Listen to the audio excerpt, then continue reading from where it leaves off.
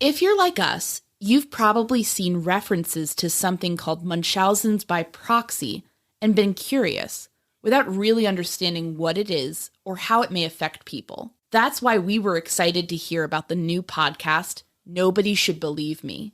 The host, novelist Andrea Dunlop, takes an in-depth look at this subject. No one has ever done this before. She talks with people who have been affected by this condition. She even speaks with a perpetrator. We've already listened to the first 2 episodes, and we can tell you that Andrea doesn't dwell on the darkness. She takes great pains not to be gory or exploitative. This show has heart. It focuses on the humanity of everyone involved. And what makes this podcast extra special is that Andrea has a deeply personal connection to this subject. Someone very close to her was investigated for Munchausen by proxy. That gives the show a real emotional punch. When Andrea is listening to people tell stories about how they've been affected by this condition, she is not some uninvolved outsider. She has lived through the very same pain they have. She understands them. And through this podcast, she helps all of us understand them too. New episodes drop every Thursday. Listen and subscribe to Nobody Should Believe Me on Apple Podcasts or wherever you listen to podcasts. Content warning. This episode includes discussion of the murder of children and child sexual abuse. On the Murder Sheet, we're big believers in documentary evidence and records requests. We've gotten a ton of information on some of the cases that we cover, from submitting and filing records requests and then looking through the documents that we obtained and basically trying to figure out what the story is and what the documents can tell us. As it pertains to the Delphi case, we saw one avenue where we could potentially obtain some documents being around Kegan Kline's time incarcerated at the Miami County Jail. So we filed some requests, we got back some documents. We're going to basically take you through what we received and what it tells us about his time being incarcerated. To be more specific, the documents we received are specifically about his commissary account, how much money he has in it, a little bit of insight into what he might be using it for, and it also pertains to his visitor's log. In other words, it tells us who has been visiting Kegan and how often they've done so. In addition to that, we've also got an opportunity to actually speak with one of the people who's had a video visit with Kegan, and we will share some of her insights with you as well. My name is Áine Cain. I'm a journalist. And I'm Kevin Greenlee. I'm an attorney.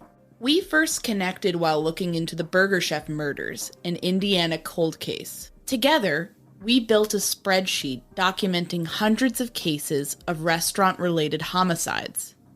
That original spreadsheet gave way to our podcast, the Murder Sheet.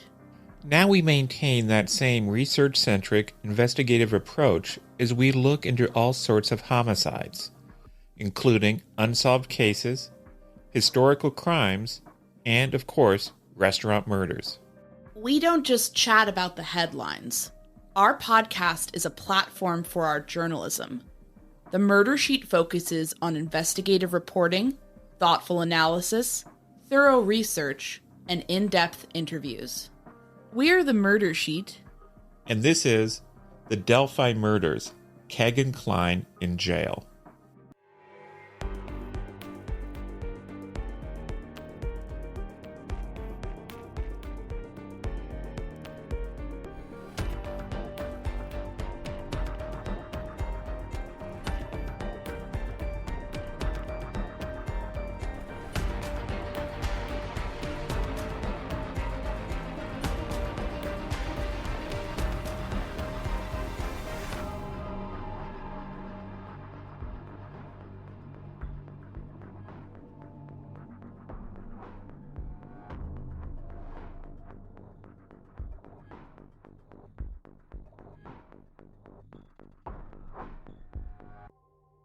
So first, let's talk about Kegan Kline's commissary records. In the United States, commissaries are basically like little stores within jails or prisons. For inmates who aren't causing trouble, These can be a bit of a lifeline because they can buy snacks or even personal items at commissaries. By getting a job in prison or getting sent money from family and friends, inmates can build up basically a personal trust fund of sorts that they can leverage into purchases. There are, of course, rules about what inmates can or cannot buy, and a lot of this is dependent on good behavior, but that's a quick overview of how this all works. Now, back in our September 1st, 2022 episode, The Delphi Murders, talking to Kegan Kline, we told you that he demanded that we drop money into his commissary account in exchange for him granting us an interview. We obviously declined that request, but it got us thinking. What can Kegan Kline's spending habits tell us about his experience in jail so far? So, through a records request, we received Kegan Kline's commissary records from August 20th, 2020 to September 21st, 2022. These can tell us a few things about his cash flow in jail. But there's a lot they can't tell us. The biggest thing they can't tell us is what exactly he was spending his money on. The transactions are actually each listed by type. Secure deposits refer to the act of someone putting money into the account. EPRs appear to be electronic payment requests, meaning that those get taken out of his account when he tries to purchase something at the commissary. There's also medical copays for prescriptions, and ERFs, which appear to be some sort of refunds. And then there are also items that are just labeled meals. That seems self-explanatory. But these are not receipts that list his individual purchases, just an overall barometer of his spending habits. So let's start by checking in on Kegan Kline at the beginning of his incarceration. He's then a 26-year-old man who's just been arrested for a wide range of crimes against children. He's going from a life where he's essentially free to do what he wants to an existence where he's going to be living, eating, and sleeping in a jail. On August 20th, 2020, the day after Kegan Kline's interview with Detective Vito and Deputy Clinton, Kline received a secure deposit of $50, followed by another $50 on August 23rd. He ended up receiving a prescription in jail on August 21st that cost $7 with his copay. He spent $1 on August 24th at the commissary. Then, on August 26th, he started spending big, dropping $54.08 in the commissary. Now, let's go off script so we can get a bit more broad and look at his overall spending patterns. So maybe it makes sense to start off big. Let's look at the big picture and look at how much money Kegan Kline got in secure deposits and through the mail in each year that he's been incarcerated. So in 2020, he was arrested in August, and for the rest of the year, he accrued $470 in total. Now, in 2021, he was actually incarcerated for the entire year. And he received for that year a total of $2,906. But I want to stress that it seemed like a great deal of that money that he received was concentrated in the early months of the year. For instance, he received $300 on January 4th, 2021, $150 on January 12th, $200 on March 14th, and so on. And by the end of the year, the amounts that were being deposited in his account were more like $11 or $50. And then for this current year, 2022, he's so far gotten $1,589. And of course, the year's not over yet. It's currently October, so there's still a few months where he could, I guess, get some more money. But I think it's very interesting what you just pointed out, Kevin, because it really doesn't seem to be a lot of consistency with the money he's receiving. It seems to kind of come in fits and starts. There's times where he's getting mostly $50. There's times where it's going up to $100, $200. But some months he's getting one payment. Other months he's getting up to 6. So it sort of feels like it's all over the place. Another thing that really jumped out at me from all of this is you will recall, of course, that he demanded hundreds of dollars from us for an interview.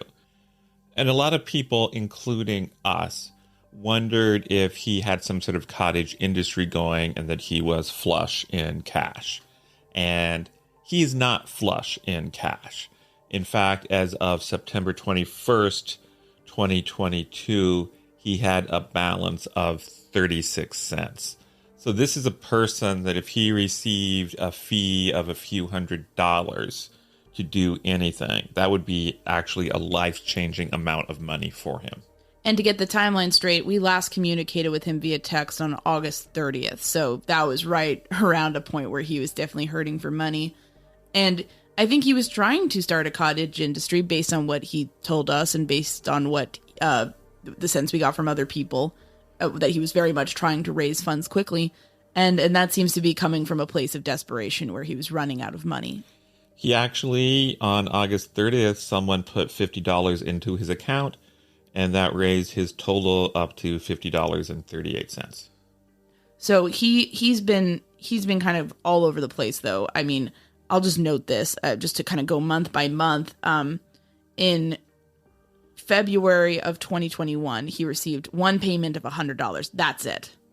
Then in March, he received 6 total payments, including 2 on March 28th alone that amounted to $150.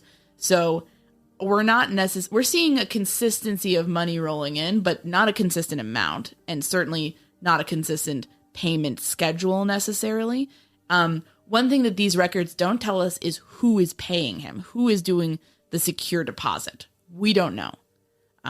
There's a couple of people you could speculate about, family members, friends, people he's contacting with on the outside who he's, begging for money essentially.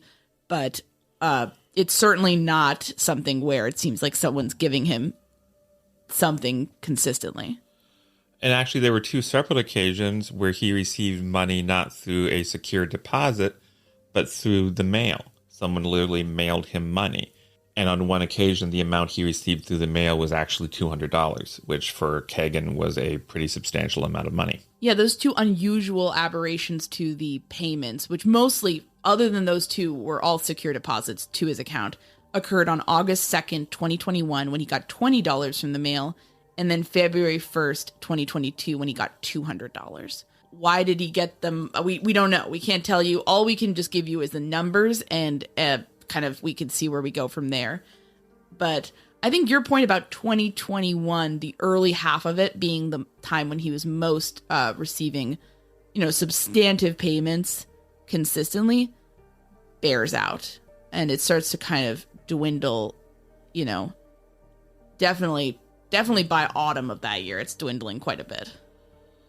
Yeah, I mean, just looking at in June of 2021, on June 7th, June 14th, June 21st, June 28th, on each of those days, he got $100 for a total of $400 for the month.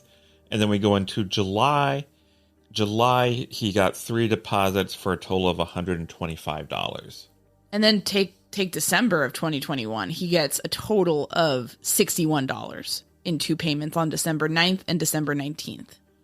So whoever was supplying Kegan with large amounts of money in the beginning of the year appears to have had second thoughts about it, or maybe didn't have the resources any longer. One thing I'd be curious about, and I don't even know if this is possible, maybe somebody who works in, in prison systems or might have some personal experience with that could tell us if it's a situation where he could have possibly dipped out of his own accounts somehow, or like have some sort of payment structure that his lawyer could set up for him through his own money, but then he runs out or something. I don't know. He makes a few claims that we're going to talk about later in the episode about his financial status that kind of, we don't really know what to make of either way. But I wonder if this has to be coming from other people, or it could be, for example, this is a kind of a silly comparison, but when I was in college, you could have like kind of a tab where you could buy like snacks at vending machines and stuff. And sometimes I would, I might have like a certain amount put on there, but then I might dip into my own college bank account to add more so I could have more late night pretzels or something. So like, I wonder, I know with in inmates, incarcerated people are typically not allowed to have their own money. It all has to be done through this sort of system. But does that mean that they're completely prohibited from accessing their money in any way, like to get commissary items, or how does that work? And it would be interesting to know if anyone has a good sense about where these payments were coming from, if it was from outside people. Was this family members? Was this friends? Were this people who were trying to just communicate with him for for their own interests. Certainly, as we'll discuss a bit later, he does make some claims where some of this money comes from. And I'll just go ahead and say it. He says at one point that at least a portion of these funds were coming from his father, Tony Kline. Whether or not that's true, who knows? As we've established on previous episodes of our show focusing on the Delphi murders, Kegan Kline is a man who has been charged with pretty heinous crimes against children, being an online predator, essentially. And he often has trouble telling the truth, seemingly. You have a lot of times where he's caught in a lie in police interrogations. And, when someone's in a desperate position, being incarcerated, clearly not having a lot of money, you get a sense that perhaps they have a reason to lie, to downplay their own crimes or to get what they want from other people. So we always really stress to our listeners that it's very important to just, keep that in mind and keep a very large grain of salt at all times when you're hearing claims directly from Kegan Kline. I think that about covers it in terms of what we know about his commissary account. But as we said, we also obtained records of who exactly was visiting Kegan Kline and how often they made those visits. We were even able to reach out and get some comments from one of those visitors about what those visits were like and what motivated her to make them. And we will be back in just a moment with those details. We obtained a copy of Kegan Kline's visitor log from January 1st through September 26th, 2022. Now, one thing is important to mention at the outset is that Kegan Kline's visiting rights and privileges appear to have been temporarily suspended after August 30th. It's our understanding that perhaps some of those privileges have been returned to him. We're not entirely sure of that, but it is important to note, again, that his visiting privileges were suspended after August 30th. Our log only covers through September 26th, but there are no visits recorded on that log after August 30th. All visits prior to May 12th were classified as pending. Jail authorities told us that this means that, for whatever reason, these visits never actually happened. So one note about the records that we obtained, we've reached out to everybody who was on the visitor list and who is listed in these visits.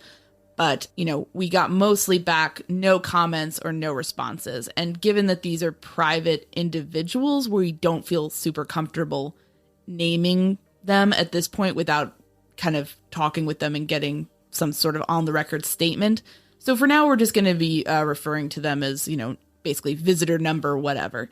And that's just because we don't, I think Kevin and I have talked about this a lot. And I think people within the community who follow the Delphi case have kind of, there's been a lot of concern and consternation over why are people speaking with Kegan Kline?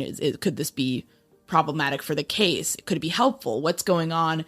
And just given how complicated the situation around that is, I think we just would rather, use pseudonyms for now and basically hope that more people will want to go on the record eventually. During this time, Kegan Kline received visits from a total of 5 people. A 6th person had 2 visits with Kegan listed as pending. But again, jail authorities have told us that means these visits never occurred. One of his visitors is someone in the past we have referred to as Girlfriend A. This is a person he was in some sort of a relationship with at the time of his arrest. This individual visited him once. There is another woman who had 2 visits with Kegan Kline. And again, most of the people we reached out to, for the most part, either did not respond or declined to comment. There is another woman on the list who had a total of 40 visits with Kegan. And her 40 visits with Kegan ranged from June 30th to August 28th. We reached out to her through a number of phone numbers we found for her, and she never returned our calls. And that person, by far, had the most visits with Kegan Kline. So we can call her, I think, visitor number 1. The person with the second most video visits is Kegan's father, Tue Kline. Tony had 12 visits with his son. He had an additional 11 visits listed as pending. And again, jail officials tell us that that means that those visits did not actually occur. Tue Kline's earliest scheduled pending visit was on February 26, 2022. His earliest actual visit was on May 12, 2022. And his last recorded visit in these logs was on August 15th, 2022. And I'll just note here for the record that Tony's last visit was on August 15th, and it was on August 19th that Kegan Kline was temporarily placed into the custody of the Indiana State Police. So for those of us who read the transcript that Kegan Kline, of the interview that Kegan Kline gave to HLN's Barbara McDonald, this news might come as somewhat of a surprise. In that interview, which occurred, I believe, in December of 2021, Kegan Kline told McDonald that he basically had become cut off from his father, that they were estranged. But let's keep in mind that that comment very well could have been true at the time the interview was given. Because, again, that interview was given in December 2021, and there wasn't even a pending visit until the end of February 2022, or an actual video visit until May 12th. Those visits are months after the McDonald interview. So it seems like a fair assumption that there was some sort of break between them. Whether that was due to estrangement on a personal level or other more strategic choices, that's up for anyone's guess. But I will say that after Tony's first visit with his son on May 12th, he was a pretty regular visitor, never seeming to let more than a couple of weeks go by without a visit. The longest gap I'm seeing between visits is Tony visited him on June 2nd and didn't visit him again until June 23rd. So he became a fairly regular visitor. It really makes us wonder about the nature of their relationship and how it's changed over time. And if there was an estrangement in the latter part of 2021 that was mended early in 2022, what exactly did that look like? Or was it not an estrangement, but some sort of, other reason for the gap, essentially? Kegan Kline is Tue Kline's only biological son that we know about. So, you would think that there would be, have been a consistent sort of presence throughout this. And the fact that Kegan said differently in the HLN interview is interesting. But it's also interesting that things seem to have rebounded to a certain extent. And of course, you could read into the timing of Kegan Kline going into ISP custody. But it's important to note that it seems like all of his visits got shut down after August 30th. So perhaps that's maybe more relevant than the custody timing. We just don't know. But we can say that there hasn't been a visit between Tony and Kegan that appeared in our records since August 15th. There very well could have been one in the last few days, and that would not be covered in the records we obtained. So it's certainly not conclusive.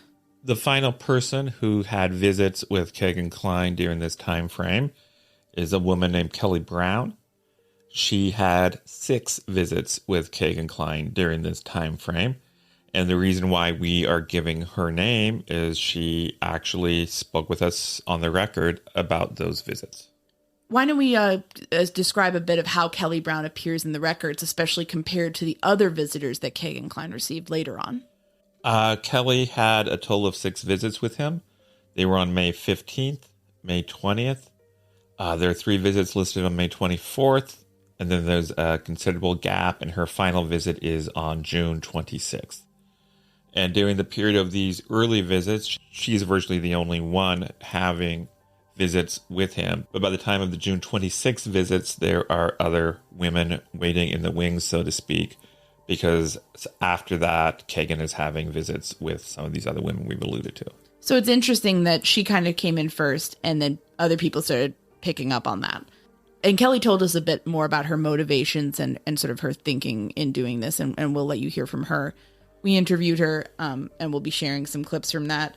Now, obviously, as we've said, we always like to have at least 2 sources to verify everything we put on the show.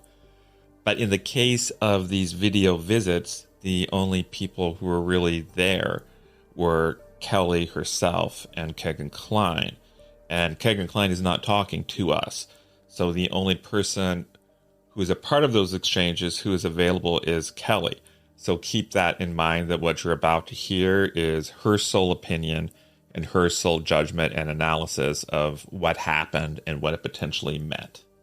But we can say that we have verified for a fact that she definitely did have these meetings with Kegan Kline. Yes, she certainly met with him, and some of the things that she states are borne out by the records we obtained, such as the fact that she came in first and then a group of other women sort of started visiting him at a bit of a later date. So things like that we can corroborate. Things that really are more about her subjective opinion, that comes from her. The first thing we wanted to know from Kelly was, why did she even begin having communication with Kegan Kline? What motivated her? The intention behind me wanting to find out who Kegan Kline was is that it was crystal clear obvious, because for myself, even when law enforcement was saying this isn't social media, this has nothing to do with the catfishing, I always believed that it had something to do with Libby's phone. And so my initial feeling was, who is Kegan Kline? And I've always been into true crime, even as a kid, playing the game of Clue and just mysteries. And I really wanted to know, who are you? And my intention really was to find out, who is this? Because it was very crystal clear obvious that everything I had ever thought about the internet aspect is real. And there you are. I want to know who you are. Kelly also spoke with us about how she worked to try to build some rapport with Kegan Kline. It was an unspoken, eye contact, nonverbal, I know you've got something to do with this, but let's not talk about that. Let's talk about you. Let's talk about you like red or green apples. And he said he always wanted to be a chef or an actor. So we would talk about food, and then he would always mention how much he wanted to be an actor. And I said, well, Megan, in a lot of ways, you are an actor. You had all those characters, Anthony shots, and he would just look at me. We'll note that I think, in our view, maybe something as hard to define and as subjective of a vibe or eye contact with another person isn't necessarily super indicative, but we understand that, this is Kelly's experience and she's sharing that with us. And we were not there to witness it. Kelly's the one who did. Kelly did tell us one thing that we found somewhat interesting, given Kegan Kline's very documented habit of lying or evading questions and whatnot. And that was her opinion that Kegan Kline could not keep a consistent story going, even on somewhat trivial matters.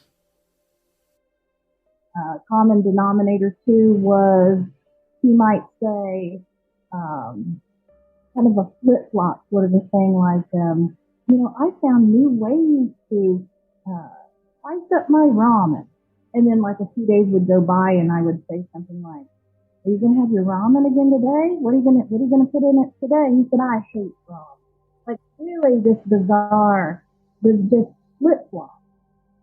After just a relatively short period of interacting with Kegan Kline, Kelly had a pretty strong opinion about what sort of a person he was. After about 7 to 10 days of interacting with him, you just know there's something deviantly wrong with him. Kelly said that Kegan Kline also spoke about his possible plans for post-incarceration life. She said that they talked about what he'd do later. She actually asked if he would move back in with his father, Tony Kline. Kegan said that he wouldn't because he and his father were not close. And he also talked about possibly living on the streets of Hollywood in California. But he would say to me things like, will you hold my hand if I go to prison? Will you send me money for commissary? Will you still be my friend when I go to prison? What do you make of him asking if she would hold his hand? Yeah, it sort of seems like you could read that as a kind of a display of emotional manipulation, kind of stressing how vulnerable and sad he is, and he needs comfort, and he needs a woman to hold his hand through all of this. It sort of speaks to somebody who is sort of willing to display some facets of emotional manipulation to get what they want from someone else. Yeah, and frankly, it feels like the same sort of emotional manipulation he used as Anthony shot, where he tried to make the people he was communicating with feel that they were uniquely important and only they could give him what he needed and they were special. And that just seems to be part of his playbook. He even to a certain lesser degree attempted that with us, because it was a lot of like, don't you want the story? It's the, this is the biggest story ever, and you could have it, Áine, and it's like, I mean, it is kind of, it's a pretty obvious tactic when you're sort of looking at it as a pattern of his behavior. But I think in the moment, I think when some people are communicating with him, it can feel a bit more, like he's very focused on you and personal, and it's interesting. He did also let Kelly know that his father did not approve of Kegan talking with Kelly. So that made Kelly uncomfortable. But he also told Kelly how it made him feel when he got letters from people in jail. He would tell me too, I love it when I get mail. When they call my name, I feel like a star. Kelly initially told us that she cut things off with Kegan, but she could not get him off her mind for a while after that. And so she reached out to him again. And that's borne out by the records that we received, indicating that most of her discussion happened, kind of relatively back to back. And then there's a much later call in late June. Another thing that Kegan told Kelly that is borne out by the records is that he said something to the effect of like, I'm talking to a couple of girls now, but don't worry, you're my main one. And that certainly follows his visitor log. But something happened that upset Kegan and made him decide to cut off things with Kelly.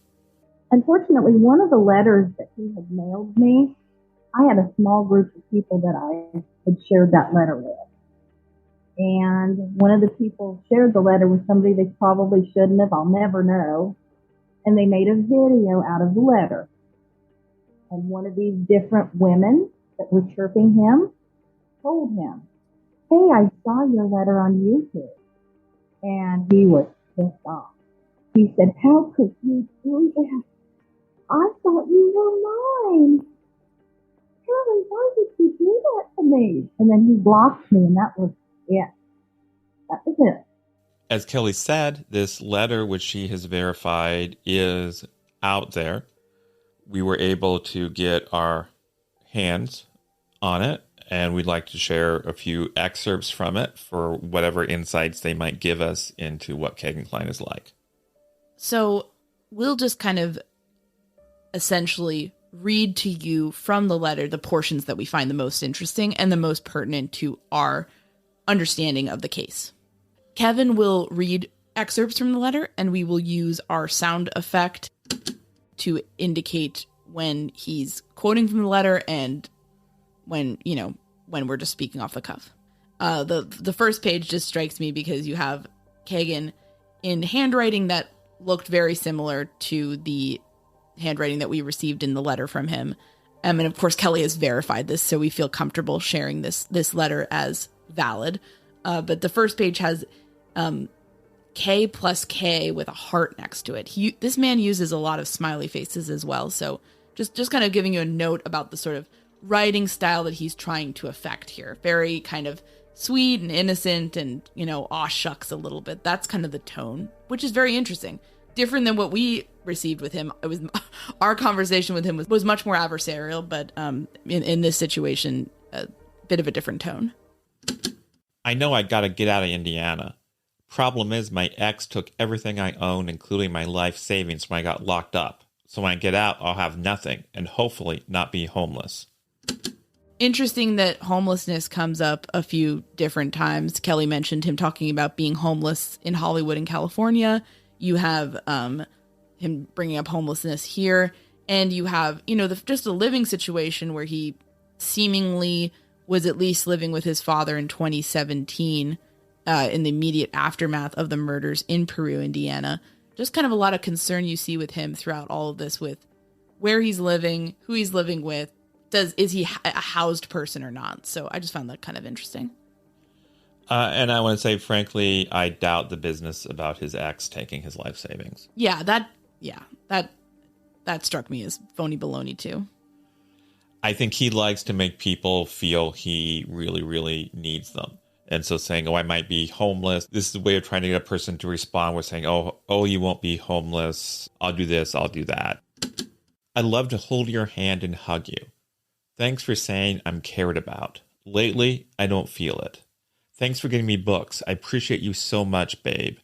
I'm so glad you came into my life. Sucks the visit cut off after only 8 minutes. Still, 8 minutes I got to see your beautiful face and smile. So a couple of interesting details here. He's keeping things pretty innocent, but he's starting to kind of verge into some romantic territory about calling her beautiful, talking about her smile, physical attributes. So that's something that I think it's interesting. He's starting to kind of push forward the boundaries of the conversation to a more romantic place. Not a sexual place yet, but certainly romantic. And he's also talking about Kelly purchasing him books or getting him books somehow. So we actually reached out to Kelly with a follow-up question about, what sort of book she got him. And Kelly clarified to us that she got him the Steve O book. Kegan Kline apparently noted that he was a fan of Steve O, who is an entertainer, real name Stephen Gilchrist Glover, who participated in the Jackass program, I guess. I'm not super familiar with him, but Kegan was a fan, I guess. And now that I think about it, I think there's some social media posts involving Steve-O associated with Kegan Kline and Tony Kline. Kegan told Kelly that he was very nervous when he met him, didn't even ask for an autograph. And so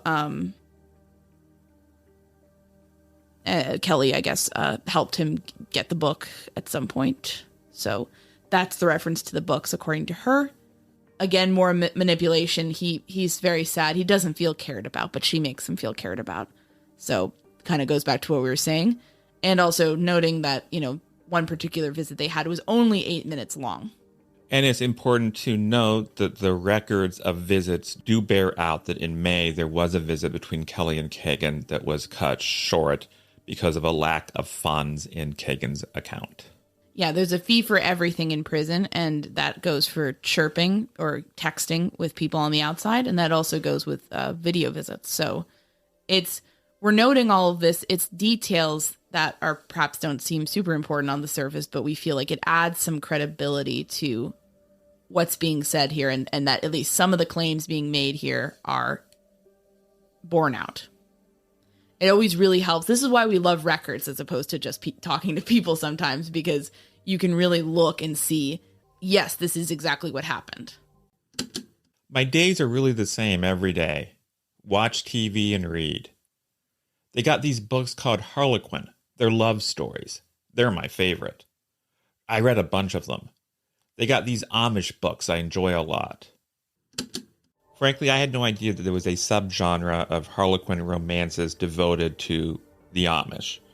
But it turns out that there is, and it's actually very popular among that audience. I even found an article online written by Patrice Lewis, who writes Amish romance novels, describing what the appeal of these books are. And I find this interesting because I've never read one of these books. So this is what Patrice Lewis wrote. What I enjoy most about Amish love-inspired books is the values they affirm. Rural or small-town settings, close family ties, a simple faith to sustain, raising and preserving food, hard work, and a do-it-yourself attitude. Characters who respect community ethics. They all combine to make these romances close to my heart. And we'll include a link to that in our show notes. Áine, does that description to you sound like something you would think to associate with Kegan Kline? No, but it's a really fascinating glimpse into his mindset, because you have two options. You have a possibility that Kegan Kline is just telling Kelly what he thinks she wants to hear, that he's a sensitive man who even reads romantic novels and does not care that those are typically gendered as female. He's willing to do that. He enjoys love stories. He enjoys even very wholesome love stories about the Amish. And that's all just a play to manipulate Kelly. But you also have the possibility that he's being entirely sincere here. And in that case, it kind of speaks to maybe some of the things that he doesn't associate with his life or he feels is lacking, because you have, he certainly grew up in maybe a small town setting, in the Peru area. Kind of everybody knows everybody. It's kind of like that classic small town vibe, but he is pretty explicit that his family was pretty messed up. So, his relationship with his father was very messed up. So the close family ties thing, I wonder if it's maybe a bit of a reflection on stuff he wanted or felt like he didn't get growing up, and sort of like focusing on fiction is more of an escape. I don't know. So either one of those options, I think it's pretty interesting. Now Kevin is going to read a few things that appear on different unnumbered pages of the letter. And just as a heads up, some of this stuff gets somewhat sexually explicit. So, there's your warning. On the visit, you were laying back and your boobs looked great. Ha ha. I didn't want to say that and you think I was a creep. LOL. Yeah, I hope I don't go to prison. I'm glad you said you'd come see me. Makes me feel good and appreciative you're in my life. Damn, girl, triple D cups. Smiley face. I bet those are nice and I'm sure your body is perfect. Smiley face. You're gorgeous on our visits. Thanks for saying I look cute. I think I'm not at all. I'm really overweight. Frowny face. Can't wait to see your beautiful face again. Smiley face. I really like your eyes and mouth also. Smiley face. You're adorable. Ask me any questions you want to know also. Smiley face. I'll answer anything. So yeah, we have so now we're seeing more of the sexual content that, in the beginning part of the letter, he's stressing the romance. Now here he's almost trying to see what boundaries he can get past. So I feel like he's introducing the topic of sex, talking about, her breasts in a way that it's sort of like, oh, I don't want to come off as creepy. So it's like kind of giving him an out, but he's seeing if she'll push back, basically. And I think that's kind of like, I think here's where we're seeing the kind of, I think here's where we're seeing him start to kind of like get into what he really wants, which is some sort of sexual gratification, in addition to kind of fighting off the boredom of being in jail. He's looking for sexual gratification in these correspondences. Kelly originally sort of told us that she didn't feel her communications with Kegan were particularly sexual. We did point out to her that he makes a number of quite sexual comments in the letter to her. And she sort of noted that she always tried to dress conservatively. There is actually a dress code and a code of conduct regarding these video visits. So she said she was trying to uphold that. And, she does wear sundresses, according to her. So she said her shoulders were often exposed. Kelly noted that within the video visits, he would say things like, it looks like you're sporting some double Ds, maybe triple Ds. And her response to that sort of sexual comment was to try to ignore it or, downplay it, basically.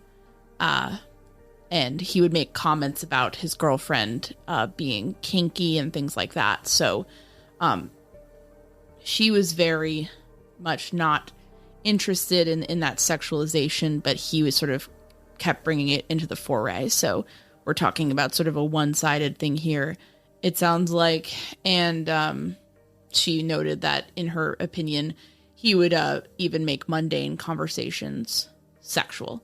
And that's something that we find credible, because that's something we understand is sort of at the nature of how he interacts with people, especially women. I'm glad my dad puts $sign on my commissary every now and then, or I'd starve. My mom barely speaks to me. I really have no one but my dad. But I guess I don't blame anyone. It is what it is. I got into drugs like weed and pills when I was 12. It was bad for a few years. Then I moved in with my dad. I hated living there. He made me feel worse than dirt. I hated life for a very long time. I got over it for a long time, moved away, felt great. Now I'm in jail for the first time and I'm back to being depressed 24/7. This is more, manipulation. Poor Kegan. Poor Kegan, and also mixed signals on his dad. He hated life because he was living with his dad, not really being very specific about what his dad was doing that was making him hate life. He has no one but his dad at the same time. So this is a very toxic relationship, but it's also the most important one in his life, seemingly. And also his dad is continuing to financially support him. So you kind of have him talking out both sides of his mouth about his dad. Obviously, the situation could be very complicated where there are negative and positive feelings between father and son, obviously. But it just sort of speaks to which is it. He's not really giving super clear signs. We did ask Kelly a few follow-up questions. She noted that she first opened her account with the jail on May 17th and had her first video visit with Kegan the following day. And she told us that she got her first letter from him on May 23rd, of this year. So that's the sort of timeline we're talking about. So those are the excerpts of the letter that we felt were most interesting and kind of relevant to the topic of Kegan Kline, who he is, what he's doing in jail. But we'll close out with some more statements from Kelly about sort of this whole experience. Kelly also admits to us that, she kind of went into this not with an open mind about Kegan, but sort of very much feeling that he was involved in the Delphi murders and trying to get information about him and from him about that subject. People want to think, what kind of a mind would interact with somebody like that. And I always say, when I was a kid, I loved Diane Sawyer, who's the journalist, and I can remember always being fascinated with the Manson case. And I remember Diane Sawyer sitting across from Charles Manson, and I thought, hey, if Diane Sawyer can do that, I can do this. One thing that I feel like we both keep coming back to, and it's sort of looking over the letter and also Kelly's experience that she's talked with us about doing all this, is the idea that Kegan Kline may on some level feel like a star over all of this.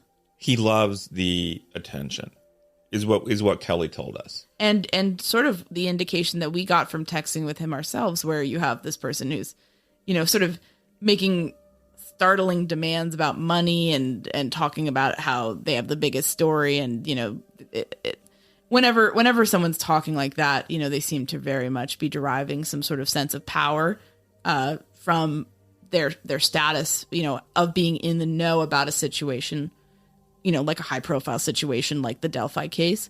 And, playing into that, I think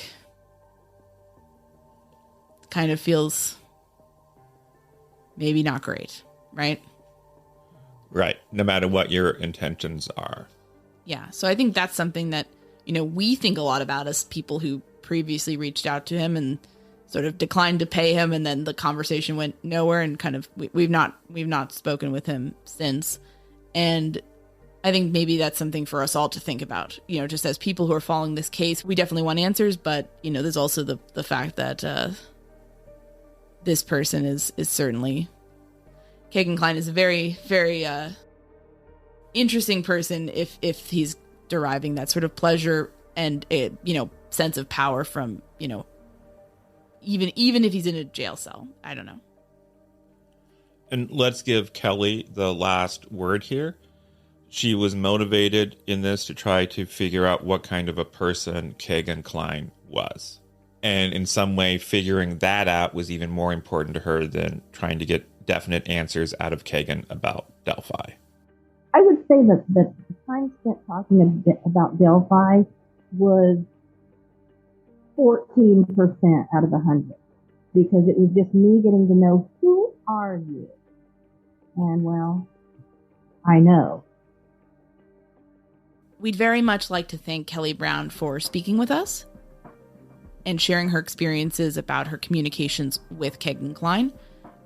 We'd like to thank everybody who helped us receive the records from Miami County. And we'd also like to thank our friend Fig Solves, who's been a helpful correspondent to us on the Delphi case. We'd also like to thank the listener who suggested that we request these records. Thanks so much for listening to the Murder Sheet. If you have a tip concerning one of the cases we cover, please email us at murdersheet@gmail.com. If you have actionable information about an unsolved crime, please report it to the appropriate authorities. If you're interested in joining our Patreon, that's available at www.patreon.com/murdersheet. If you want to tip us a bit of money for records requests, you can do so at www.buymeacoffee.com/murdersheet. We very much appreciate any support. Special thanks to Kevin Greenlee, who composed the music for the Murder Sheet, and who you can find on the web at kevintg.com. If you're looking to talk with other listeners about a case we've covered, you can join the Murder Sheet discussion group on Facebook. We mostly focus our time on research and reporting, so we're not on social media much. We do try to check our email account, but we ask for patience as we often receive a lot of messages. Thanks again for listening.